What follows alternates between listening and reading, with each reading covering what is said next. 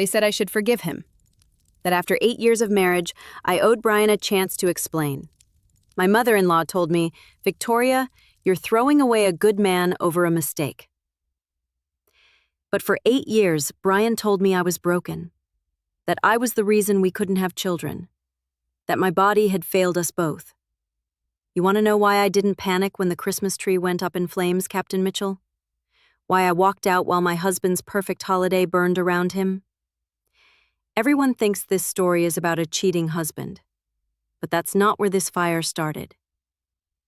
The real fire started 8 years ago, the day the doctor told us about my infertility. And Brian looked at me like I was less than whole. If you've ever carried blame that wasn't yours to carry, you'll understand this story. Subscribe and let me know where you're watching from.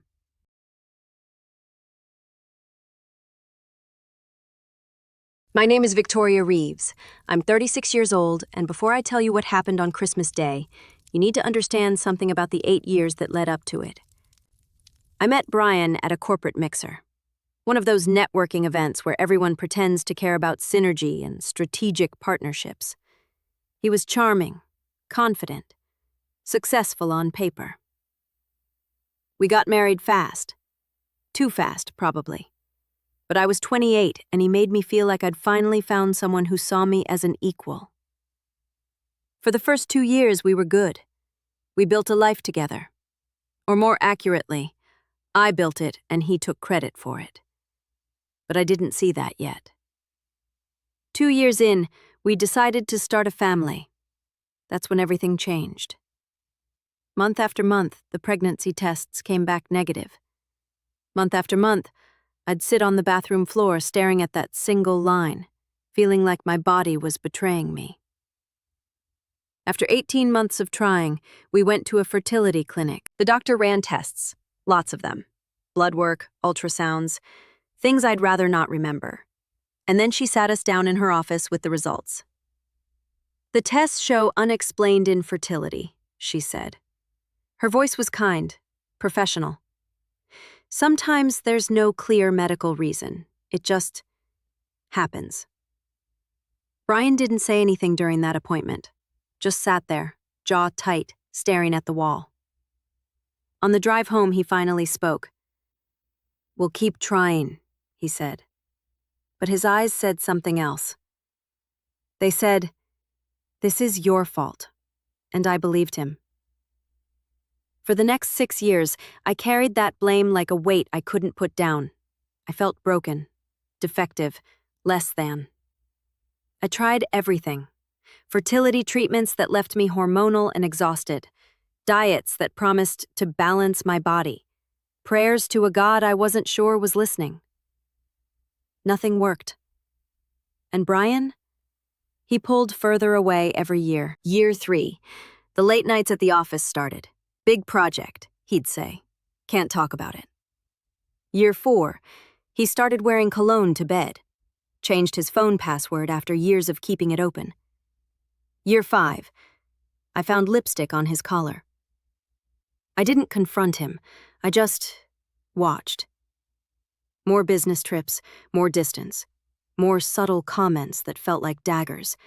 "Some women just aren't meant to be mothers," he said once, casual, like he was commenting on the weather. I tried harder, pushed through another round of treatments, cried alone in the bathroom when they failed. The shame ate me alive. Year 6, everything changed. Brian left his laptop open one night. He was in the shower. I was cleaning up dinner. And I saw the messages. Her name was Simone, 24 years old, worked at his firm in marketing. I read everything, every message, every lie he'd told her about me. "She's barren, cold. I made a mistake marrying her. She's obsessed with getting pregnant. It's suffocating. I can't wait to start fresh with someone who can actually give me a family." I sat at that kitchen table for an hour, laptop screen glowing, messages scrolling past, and I didn't cry. I got angry. Then I got clear. That night, I called a lawyer. Not our family lawyer, a new one, someone Brian didn't know. I used my maiden name, set up the consultation for the middle of the day when Brian thought I was at yoga, and I started planning. See, Brian always thought he was smarter than me, better at business, better at strategy. But he'd made one crucial mistake. He never paid attention to the paperwork. For years, I'd been the one handling our finances, our investments, our legal documents. Brian would glance at them, sign where I told him to sign, and move on to the next deal. He thought it was beneath him. Administrative work for his wife to handle, while he focused on real business. What he didn't know was that I'd been restructuring everything. Every joint asset? I'd been quietly moving it into trust structures under my control. The shares in his company that he bragged about at dinner parties? Legally mine, transferred through a series of trusts he'd signed without reading. The company itself? I owned it, through an LLC he'd approved for tax optimization. Brian never read the fine print, too arrogant, too sure of his own intelligence, and I used that against him. By year 7, I had everything documented, every asset accounted for, every legal structure in place. I was just waiting for the right moment. Then Simone got pregnant. Brian started acting different, giddy, secretive in a new way, like he was planning something big. I knew what it was. He was finally going to leave me. So I did something I probably shouldn't have done.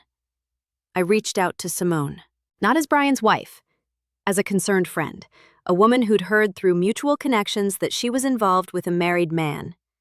And Simone told me everything. She didn't know I was his wife at first, just thought I was another woman warning her about a player. She told me how Brian had promised to leave me after Christmas, how he'd told her I was the reason they couldn't be together, how he'd painted me as some cold, broken woman who'd trapped him in a loveless marriage. She believed every word he said. And when she told me she was pregnant, that Brian was going to be a father, I thanked her for sharing, told her I hoped things worked out, and I made one more appointment. Year 7, while cleaning out Brian's home office for a charity donation, I found an old laptop he'd stopped using, one of those chunky models from years ago that he'd replaced but never thrown away. I powered it on out of curiosity, and buried deep in the files, I found something that changed everything. Medical documents, from a gym accident 6 months after we got married. Testicular injury, severe trauma, follow-up appointments. And then the test results. Sterile. 0 viable sperm count. The date on the report was 3 months before we started trying to get pregnant. I sat on the floor of that closet, documents spread around me, and I understood. Brian knew. He'd always known. For 8 years, he let me believe I was broken, let me endure treatments that made me sick, let me carry shame that was never mine to carry, all while he knew the truth, that it was him. It had always been him, and he'd hidden it, blamed me, made me feel like less of a woman because he couldn't face his own failure. I didn't cry that day either. I took photos of every document, sent them to my lawyer, and then I did one more thing. I collected a DNA sample from Brian's razor and toothbrush, sent it to a private lab for testing. The results came back 2 weeks later. Confirmed. Sterile. No viable sperm. Which meant Simone's baby couldn't be his. Biologically impossible. And Brian had no idea. I waited 6 more months, through fall, through Thanksgiving, through all of December, while Brian planned his perfect Christmas. The Christmas where he was finally going to tell me the truth. Finally going to leave me for his pregnant girlfriend and start his real family. I let him plan it all. And then I planned my own surprise. Christmas morning arrived with fresh snow and that particular kind of silence that makes everything feel magical. Brian had gone all out with decorations. The tree was massive, 8 feet tall, covered in white lights and gold ornaments. Pine garland draped across the mantel, woven with more lights and white candles. The dining table had a full centerpiece of candles, gold and white, flickering among more pine branches. It looked like something out of a magazine. Perfect. Pristine. Just like Brian always wanted everything to be. We opened presents that morning. The usual expensive, thoughtful gifts that Brian bought to maintain appearances. A designer handbag I'd never use, jewelry that cost more than most people's rent. I smiled, said thank you, played my part. By evening, Brian was pouring champagne. Expensive bottles he'd been saving. 3 of them lined up on the dining table among the candles. "Before dinner," he said. His voice had that edge of excitement, the kind he got before closing a big deal. I sat down at the table, hands folded, waiting. "There's something we need to talk about," he said. We. That word hung in the air like smoke. Brian walked to the kitchen doorway. "Simone, can you come in here?" And she appeared. 24, soft blonde hair, wearing a cream-colored dress that showed the small bump at her belly. Her hands trembled as she walked to Brian's side. She wouldn't look at me. Brian put his arm around her, pride swelling in his chest. "Victoria, I've been meaning to tell you something." I just watched him, waiting. "Simone is pregnant," he said. Each word deliberate, performed. "We're having a baby. A real family." He looked at me, waiting for tears, for rage, for me to collapse and finally admit I was less than. He wanted me broken. I smiled. "Congratulations," I said, calm, even. "But you might want to get a second opinion." Brian frowned. "What are you talking about?" I reached into my purse, pulled out the first envelope. My hands didn't shake, not even a little. "I had to be sure," I said. "So I sent a sample from your grooming kit to a private lab. The results came yesterday." I slid the envelope across the table, right past the candles, right past the champagne. Simone picked it up with trembling hands, opened it. The silence that followed wasn't just quiet. It was the sound of a man's entire world collapsing. Brian grabbed the paper from her hands, read it. His face went white. "This is wrong," he said, his voice cracked. "This can't be right." I pulled out the second envelope. "This one is from your medical file," I said. "The gym accident. 6 months after we got married. The follow-up appointments. The diagnosis." I slid it across the table. "You've been sterile for 8 years, Brian. And you knew it." His hands shook as he opened the envelope, as he saw his own medical records, documentation he thought he'd buried forever. "For 8 years," I said, my voice steady. "You let me think I was broken. You let me go through treatments, let me carry shame for your failure, your secret." Brian tried to speak. His mouth opened, closed. No words came out. Simone was backing away from him, staring, understanding flooding her face. "The baby isn't yours," I continued. "It can't be, which means you've been lying to her too." Simone's face crumpled. "You told me. You said—" "He lied," I said. Not unkindly. "To both of us." I stood up, calm, composed, in complete control.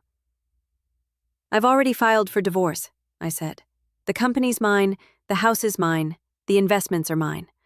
All those papers you signed without reading, they transferred everything to me years ago." Brian stared at me like he was seeing me for the first time. "I left you the car," I said. "The Porsche. It suits you. All shine, no substance." And that's when Brian exploded. "You bitch!" He slammed both fists down on the table. The champagne bottles jumped, tipped. One crashed onto its side, rolling across the table. It hit the candle centerpiece. The candles scattered, knocked over. Flames caught the pine branches immediately. The tablecloth went up, fast, like it had been waiting to burn. The fire spread to the garland draped across the table edge, dry pine needles. They ignited like kindling. Within seconds, the flames reached the mantle garland, then the tree. 8 feet of dry pine and electrical lights. It went up like a torch. Ornaments started popping from the heat, glass shattering, lights exploding. Smoke filled the room, fast, thick, black. The fire alarm started screaming. Brian was grabbing dish towels, panicking, trying to beat out the flames on the table, making it worse, spreading the fire. Simone was screaming, backing toward the door, coughing. The curtains caught, the ones Brian had insisted on, heavy, expensive. They went up the wall like they were soaked in gasoline, and I just stood there, watching my husband's perfect Christmas burn, watching everything he'd built collapse around him. I walked to the coat rack, got my coat, my purse. "Victoria!" Brian shouted through the smoke. "Help me!" I looked at him one last time, at the man who'd spent 8 years making me feel broken to hide his own shame. "That's not my fire anymore," I said, and I walked out. The air outside was cold, clean. Snow was falling soft and quiet. I sat on the hood of my car, watching the smoke pour out of the house, watching the orange glow in the windows, and I felt nothing. Not anger, not sadness, not even satisfaction. Just done. The fire trucks arrived minutes later, sirens cutting through the quiet neighborhood. Firefighters poured out, moving with practiced efficiency. A firefighter approached me, full gear, calm but urgent. "Ma'am, was anyone else inside?" "My husband," I said. "He's trying to save his perfect Christmas." The firefighter studied my face. "Is anyone injured?" "Only his pride."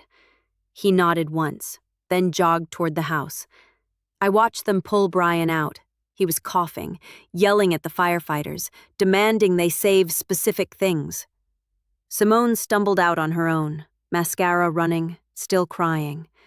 She sat in the ambulance, still holding that envelope, the one that told her everything she needed to know. It took them 20 minutes to knock down the fire. The tree was gone. The dining room was gutted, water damage throughout. Brian's perfect house, ruined. After the scene was under control, the firefighter who'd spoken to me earlier came back. His face was streaked with soot. "Ma'am," he said, "can you tell me what happened?" I looked at him, at his name on his jacket, Mitchell. "Can I tell you the whole story, Captain Mitchell?" I asked. "It starts 8 years ago." So I told him. I told him about the infertility diagnosis, about 8 years of being blamed for something that was never my fault, about Brian's affair, about finding the medical records that proved he'd known the whole time, about how he'd let me feel broken to hide his own shame. Captain Mitchell listened, didn't interrupt, didn't judge, just stood there in the falling snow and let me speak. When I finished, he was quiet for a moment. "You think he'll try to come after you legally?" he asked. I shook my head. Everything I did was documented. Every asset transfer was signed by him. He can try, but he'll lose. He always read the fine print wrong. Behind us, Brian was sitting on the curb, head in his hands, his perfect shirt covered in soot, his perfect Christmas destroyed. Simone was still in the ambulance. A paramedic was checking her for smoke inhalation. She kept looking at that envelope like she couldn't believe what it said. Captain Mitchell looked back at the house, at the smoke still pouring from the broken windows, at the charred remains of the Christmas tree visible through the doorway. "Most people would have stayed," he said, "made sure everyone got out safe." I followed his gaze, to the house I'd built, to the life I'd created, to the man who'd tried to destroy me from the inside while smiling at dinner parties. "That's not my house anymore," I said. "Not my fire, not my responsibility." Captain Mitchell nodded slowly, like he understood something deeper than the words I was saying. "You going to be okay?" he asked. I looked at him, really looked at him, at the concern in his eyes, at the way he'd listened without telling me what I should feel or do. I'm better than I've been in 8 years, I said. And I meant it. For the first time since that doctor's appointment, since Brian looked at me like I was defective, since I started carrying blame that was never mine to carry, I felt light, free, whole. Captain Mitchell smiled. Just a small one. Good. He glanced back at his crew. They were doing overhaul now, making sure the fire was completely out, checking for hot spots. We'll need a statement, he said, for the report. The truth? I asked. Always the best option. I told him what happened. The fight, the table, the candles, how Brian's rage had knocked over the champagne bottles and started the fire. All of it true, all of it documented by the evidence. Captain Mitchell wrote it down. Professional, thorough. Thank you for listening, I said, to all of it. You didn't have to. He looked up from his notepad. Part of the job. People need to tell their stories, especially when they've been carrying them alone for too long. Something in his voice told me he'd heard a lot of stories like mine. People who'd been blamed for fires they didn't start. People who'd been carrying weight that didn't belong to them. Merry Christmas, Captain Mitchell, I said. Merry Christmas, ma'am. I got in my car, started the engine, the heater kicked on. Warm air, clean air. In the rearview mirror, I could see Brian still sitting on that curb. Simone was being released from the ambulance. She walked past him without looking, got in her own car, drove away. Brian didn't even notice, too busy staring at the house, at what he'd lost. I put the car in drive, and I left, not looking back, not wondering what would happen to him, not caring about the house or the memories or any of it. I drove through the neighborhood, past all those perfect houses with their perfect white lights, and I felt sorry for them.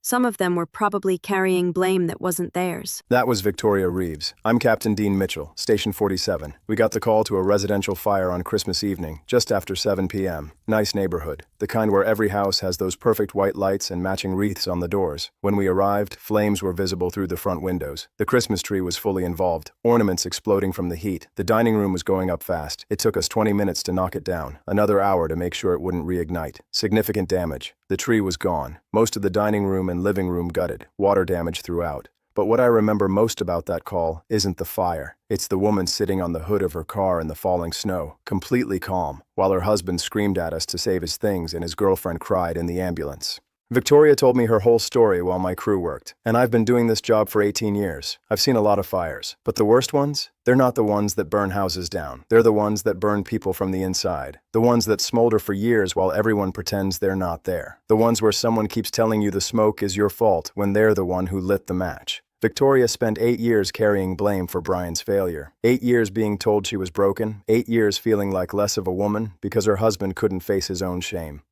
He knew. The whole time, he knew it was him. And he let her suffer anyway.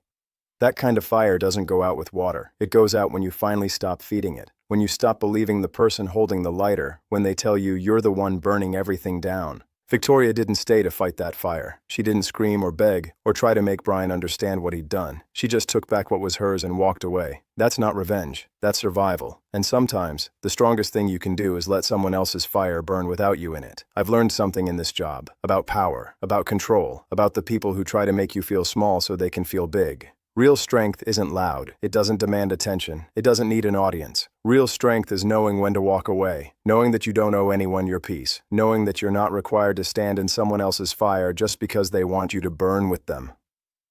Brian wanted Victoria to feel broken, to admit she was less than, to take the blame for his failure. But she didn't. She found the truth, documented it, built her case, and when the time came, she showed her cards and walked away. While his perfect Christmas burned behind her, if you're carrying blame that isn't yours, if someone's been making you feel broken to hide their own shame, if you've been standing in someone else's fire trying to put it out while they keep pouring gasoline, listen to me. You can leave. You don't have to stay. You don't have to fix them. You don't have to prove your worth to someone who's decided you're worthless. You can walk away, and you should, because the fire isn't yours, the shame isn't yours, the failure isn't yours, and you deserve to be free. Victoria spent 8 years in Brian's fire, and on Christmas Day, she finally stepped out of it.